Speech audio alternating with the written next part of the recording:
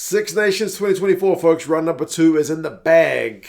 Top 5 players of the week. We'll go through them and you guys can let us know your thoughts on who the particular standouts were. And also, we'll have a very special guest along shortly to help us on with this Perfect Player series, which we're going on throughout the Six Nations. We got it started with Paul Gustard last week, and it continues on here. This episode is brought to you by eToro. So thanks to eToro. They are the official investing and trading partner of Premiership Rugby. Tackle investing the smart way and join millions of UK investors on eToro today, the friendly platform for serious investors. eToro is a multi-asset investment platform.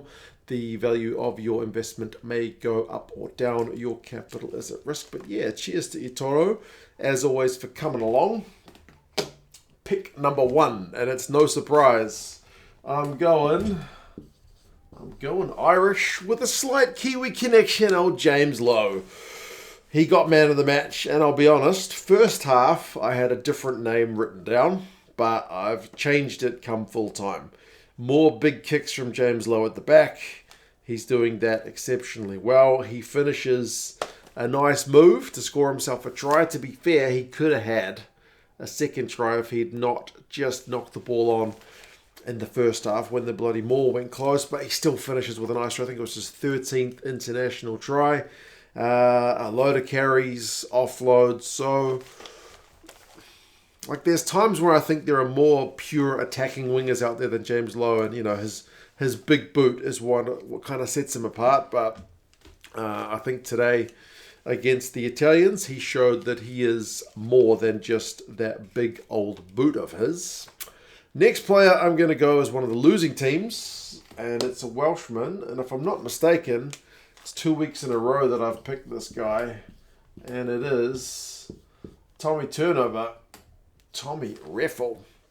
This is more great work at the breakdown from him. We talked a lot about Jack Morgan's absence from this Welsh side. And, Tommy Reffell's just stepping right into that. I mean, he's a different player from Jack Morgan. I'm not sure he's quite as, I don't think he's got a kicking game like Jack Morgan's got. Maybe not quite as attacking-minded, but still loves a carry. Still gets through a bit of work on the carry, but unbelievable defensively.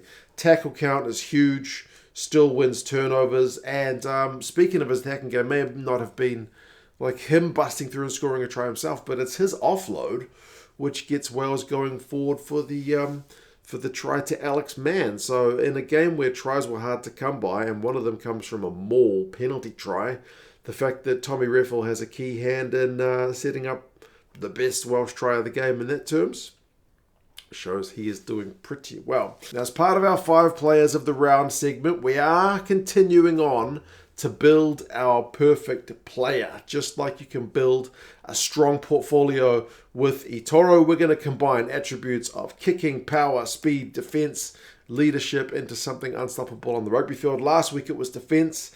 Today we are looking at kicking. We've got a guest along who's been known to kick a few goals in his time. Former Leicester Tiger, former England international and British and Irish Lion, Tim Stimpson. Welcome along, Tim, mate. I know it's pretty bright and early where you're at. Have you had your cup of coffee for the morning? Yeah, the first one. And then I've got to get my kid down to rugby in a quarter of an hour. So it's a normal weekend around the world. Oh, nice, mate. Yeah, it's a busy one with the old Six Nations started. Now, as we record this, we've seen the first 2 games. Ireland and Italy hasn't quite happened just yet, but we've got you on to talk about some goal kicking. I want to kind of pick your brain on that department. I mean, firstly, I have to talk about it just a little bit. George Ford charged down kind of against Wales. What do you make of that? Well, it's going to change the law again, isn't it? I think technically you've got to advance towards the ball before you started your kick. But he was looking at the shot clock, wasn't he? He was running down 25 seconds with 2 blokes in the bin. So he was just trying to be a little bit clever. And he said to the ref, step sideways. But the referee decided that he'd been there waiting around for 10 seconds and that was enough. So a bit of clarification. You've got to make sure you're far enough away for the charge down, haven't you? Like in the World Cup, or it's one of your attributes. It's not like American football when they're charging all the time, but it's something to bear in mind. Yeah, exactly. Well, thankfully it didn't decide the game anyway, so it's not as much of a talking point as it could have been. But we're talking goal kickers. I know you've had a few famous kind of big shots yourself. I want to pick your brain. Good goal kickers, not just goal kicking from place kicks, but just goal kicking, kicking from hand and whatnot generally. What are the kind of key attributes? I mean, it's not just a big boot, is it? No, you've got your one-off hoo-ha, which is the guy that can clear the lines or can hit a great drive, when no one's looking in golf. But you've got to be able to do it consistently under pressure. So out of hand, we've moved away from the spiral kick because it was, although George Ford pulled one out yesterday, which was a delight for the old boys like me. But you're making sure you're putting them, it's very technical, but you want to get the knuckle of the foot through the sweet spot of the ball so that it goes in a straight line. And you do that by not kicking across the ball. You do it by kicking through the ball. Then when it comes to goal kicking, we're a maligned bunch. I mean, most of us haven't got many mates. So it's always good to talk to other goal kickers or put an arm around the shoulder. And if you're ever bored at a training session, there's one bloke on his own with a bag of balls, go and help him out. Go and get him a Mars bar or something because he's a bit lonely. But so I don't know, the physical attributes, we could go on a long time, but it's about making sure you're sort of beyond 45 degrees. So when you approach the ball, you can get all your body weight straight through the ball. Whereas so many kickers come at it too straight on. And then they have to be like a soccer player and open the shoulders and try and time it. But if you're someone like Diego Dominguez in the past and you're so talented, you can get away with it. And if we all had soccer and earn lots more money. But if we're rugby players, we have to rely on technique. And that's all about making sure that the body weight is traveling through the ball at the right time, just like a decent and then, beyond that, you got to make sure you got a hard foot. You don't want to, if you're going to punch somebody in the face, you're not going to slap him across the line. You've got one chance to kill the bloke who's been rude to you. Not suggesting violence is the answer. You want to go bang and make sure all the weight goes through the ball. So when I'm coaching kids, I say, look, who's annoyed you? Who do you want to drop one on the nose and do the same with the ball? Then you follow through. So then you make sure you're not coming across the ball. So you want to check that after you've made contact with the ball, you're facing down the track, that all your energy is going towards the posts, because then I call it cold inevitability.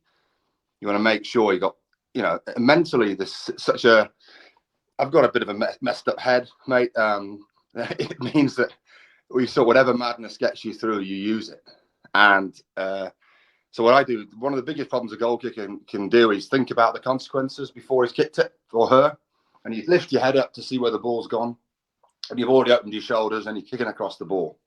So obviously people say keep your eye on the ball, but keep your eye on the back of the ball. Imagine you can see a tiny piece of stitching on the back of the ball, and that's what you're going to make contact with a tiny knuckle of the foot down a piece of string that goes from the ball to the top of the uprights, where you want to make the ball go through a little hole in the sky. So you can understand, I haven't got many friends when I start talking like this, but apart from a few goal kickers. And then you, well, okay, there's pressure. There's, like you said, 40,000 people watching. The worst thing you ever want to hear is your dad say, never mind, son, you lost the game, but it's a team game. It's not your fault. I don't want to hear that too many times. That broke me. So what you got to do is make sure that regardless of the pressure, that you're in the moment and your mind is completely focused on the challenge. And if I bring a bit of the old bard in here, a bit of Shakespeare, when the mind's free, the body's delicate. Or when the greater melody is fixed, the lesser is scarce felt. Again, not many friends, a few books. So what you've got to do is say, look, I've got one chance. And so what I say in my mind is, as I get the ball and get the kicking tee and start thinking about the line of the kick, I say to myself, if I miss this, it's going to cost us the European Cup. It's going to live with me for the rest of my life, which isn't in many psychology books. But that gets me in the moment. That gets my attention, because I don't want to feel like that again. Okay, so then I think, well, what's my process? What am I going to do to achieve the optimum contact? It's the right feel of the ball on my foot. So it's all about feeling. It's all about, if I'm going to hit the perfect shot, what does it feel like? And that's what I'm going to try and find, the perfect feeling on the knuckle of my foot.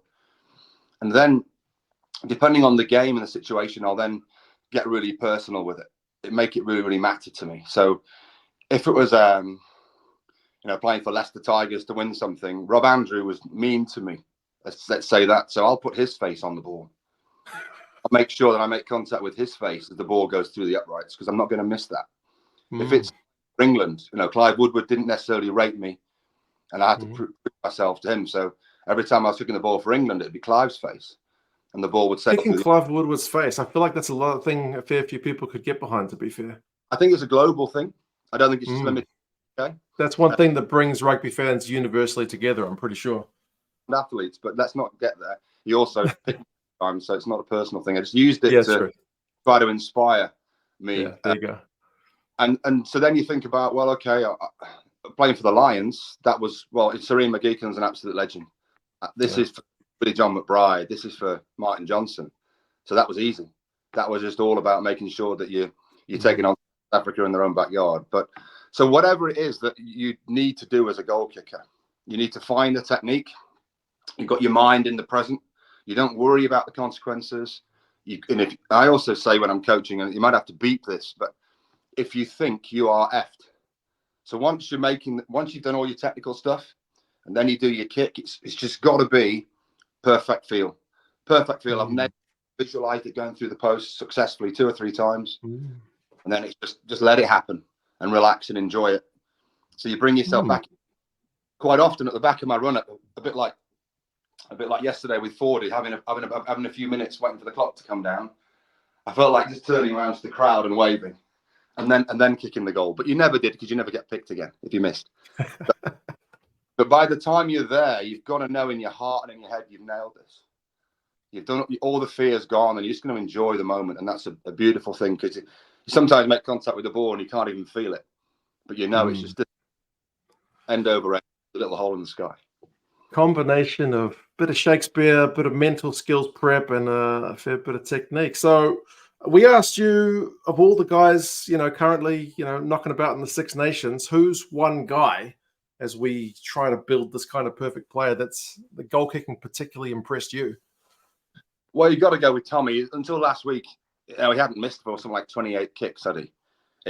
He's gone past Diego Dominguez, I think, just now as a lad that has scored the most points for Italy, which is a great feat. And it's just that consistency. And I suppose we all love the underdog, and the fact that Italy fully deserve their place on the world table. They're very close to taking some scalps, and he's just a guy that delivers for them from the boot. It's got a pretty sweet action. Yeah, he's not much going wrong, is there? That's the point. It's for all the Shakespeare and all the chat that goes on in my head. It comes down to, are you delivering under pressure that ball through the middle? And he gets himself in a great position. You see his finish; he's right the way through the ball. I think the guy's cheap now using these big tees, though, so I think anyone could do it. Not really. No, he's like me. He doesn't use a massive tee. That's probably why I picked him out. He still uses quite a low tee, and he leans the ball slightly open so he can see the piece of stitching, and you can watch him online, listen to him online as he talked about his kicking. It's very similar. He just has his work ethic, and then he believes in himself, and he kicks through the ball, and it goes straight. Fingers crossed he has a good game for the Italians as we sit here recording this, which is later in the day. But they certainly have a tough ask ahead of them at Dublin. But man, cheers Tim for giving us some insights into the mind of the goal kicker. It sounds like a pretty busy place, and I will let you take your lad off to his rugby. Yeah, and if in doubt anywhere in the world, just put your arm around a rugby goal kicker, will you? Because he puts under a lot of pressure. And he could do it, God, mate. He needs it, eh? Take care. Thanks very much. All right. Cheers, mate. Bye. Now, big thanks to Tim for coming along. There you go. That's why my goal kicking was always something a bit kind of atrocious. Maybe not enough Shakespeare in my life. But yeah, man. Cheers, Tim. Thank you so much for coming. And cheers to eToro as well. Now, third player of the round, I am going with a Frenchman. And it's kind of an easy pick. He also got man of the match in his game. Gael Fickou looked dangerous. I still don't think the French attack is looking like the French attack that we've seen in recent times. The amount of tries they scored, the amount of clean breaks and whatnot they generate, it's just not quite 100% for France. It'd be away at Murrayfield, so maybe a tough ask, but Gael Fickou still looked the most dangerous of the French players on attack. He broke the Scottish line, carried well. He's a defensive captain, which is something that they made a lot about over in that Netflix documentary as well, which is a big part of his role. But his attacking game was also, I think, the best of the bunch for the French. So, yeah, he's one of their veterans, even though he's still a relatively young man. And I thought he was well deserving of his Man of the Match award. Next, I'm going with a Scot. And I'm going to go with the man who was back into the side in Rory Darge. Missed out on the first week with injury. Comes back into the side as co-captain in round 2 and puts in an absolute captain's knock. Leads the Scottish tackle count. Also leads the Scottish carry count. Wins a key turnover pretty early on. So in terms of a guy that leads from the front, and he displaced Hamish Watson, who not that long ago went on a British and Irish Lions tour. I think it speaks to where Rory Darge's game is at, and I think he did exceptionally well in what was a pretty narrow loss for the Scots. Fifth and final pick, it'd be remiss of me to not go with one of the guys who played in England's win over Wales, and I am going to go with the fullback in Freddie Stewart. I still feel like he's a bit clumsy. Like he tripped himself over with an early break, and like sometimes I've seen him defensively, make looking stuck in the mud kind of thing. But Freddie Stewart, I mean, yeah, dangerous, which is really pleasing. Like he handles high balls well. I mean, I think he might have dropped one, but he's known for his catching of high balls, which he does really well. He never looks clumsy when he's jumping for high balls, but he carried hard. He broke tackles. I think if he doesn't trip himself over, he maybe has a bit more success in terms of, potentially getting himself on the board. But certainly, if you want a guy who's going to get you some go-forward ball, Freddie Stewart, very, very adept. You want a guy who's going to defuse those bombs at the back. There are a few better than that man. So, yeah, in what was a bit of a tough game, you needed someone to put their hand up and be reliable. Freddie Stewart, I think, was the guy. So there you go, folks. This is me 5 picks for the round, plus Tim Stimpson's pick for kicking in terms of perfect player. We will continue the perfect player series in a fortnight once we have kind of a bit closer to the third round of Six Nations games. So we've got a fallow week coming up, but yeah, you guys let us know your thoughts on your top 5 players from the round. Cheers again to eToro and to Planet Rugby. And I'll talk to you guys again soon. See you later.